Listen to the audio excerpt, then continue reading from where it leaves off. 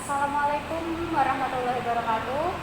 Perkenalkan, saya Seila Ika Nurwahimiseh, mahasiswa Ekonomi dan Bisnis, jurusan Manajemen. Di sini saya akan mewawancarai narasumber kita. Saya sedang bersama Mas Alif Ahyana. Beliau adalah mahasiswa sekaligus pedagang yang terdampak COVID-19. Silahkan Mas Alif perkenalan diri. Oke, perkenalkan nama saya Alif Ahyana. Di sini saya mahasiswa sekaligus pedagang. Oke, saya mulai. Mas Alif, bagaimana dampak dari COVID-19 terhadap para mahasiswa? Untuk dampak COVID-19 dari mahasiswa sendiri, pertama secara pembelajaran kita secara daring, tidak daring itu online. Jadi untuk tingkat efisiensi sendiri yang saya rasakan sendiri secara pribadi mungkin kurang efisien dan kurang lebih mantap pokoknya. Jadi materi-materi ataupun praktek-praktek yang seharusnya dilakukan di kampus maupun secara lapangan itu dilakukan secara online yang tidak maksimal, sehingga mengurangi tingkat kepahaman dari mahasiswa itu sendiri, baik dari sisi pembelajaran maupun dari prakteknya. Bagaimana cara mahasiswa menanggulangi adanya COVID-19 terhadap pembelajaran online?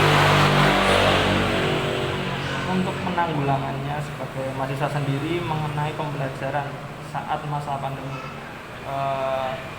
di sisi lain itu dari saya sendiri, mungkin dari pemerintah juga sudah mengusahakan ya, dari berbagai usaha dan upaya, mungkin bisa dari kuota, bisa dari upaya-upaya seminimal mungkin untuk mengurangi COVID-19 agar tidak menyebar.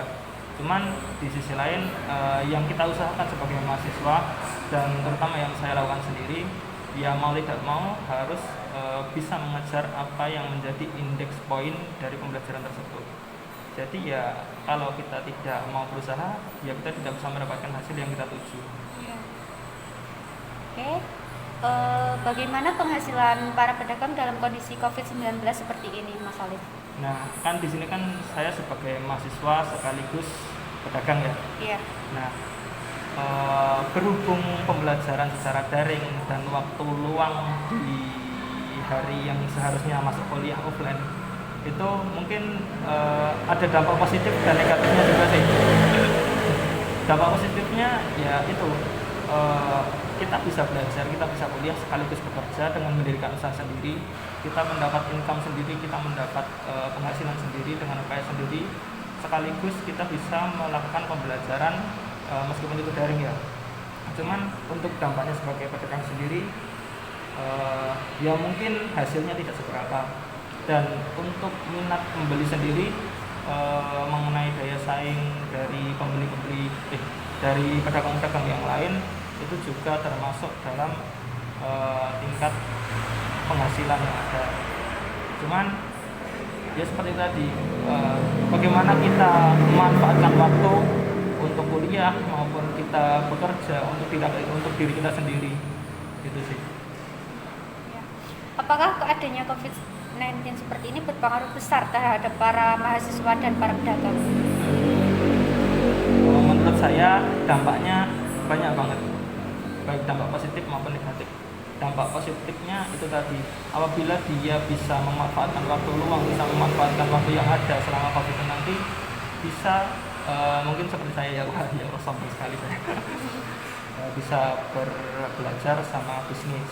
Cuman dampak negatifnya itu tadi, kita meminimalisir kegiatan-kegiatan secara langsung di lapangan dan memaksimalkan teknologi secara online. Dan dampaknya juga kan apabila yang tidak bisa memfasilitasi itu mungkin akan benar-benar kesusahan dan mungkin perlu beradaptasi lebih saat pandemi berlangsung, baik protokol-protokol yang berlangsung dan sebagainya. Oke. Jika COVID-19 berlangsung secara terus-menerus, apa rencana Mas Alif untuk kedepannya? Mungkin ya harapannya agar tidak berlangsung terus ya, harapannya tetap COVID segera selesai dan bisa segera pulih kembali. Dan apabila COVID masih berlangsung terus menerus, ya bagaimana kita menjaga diri sendiri.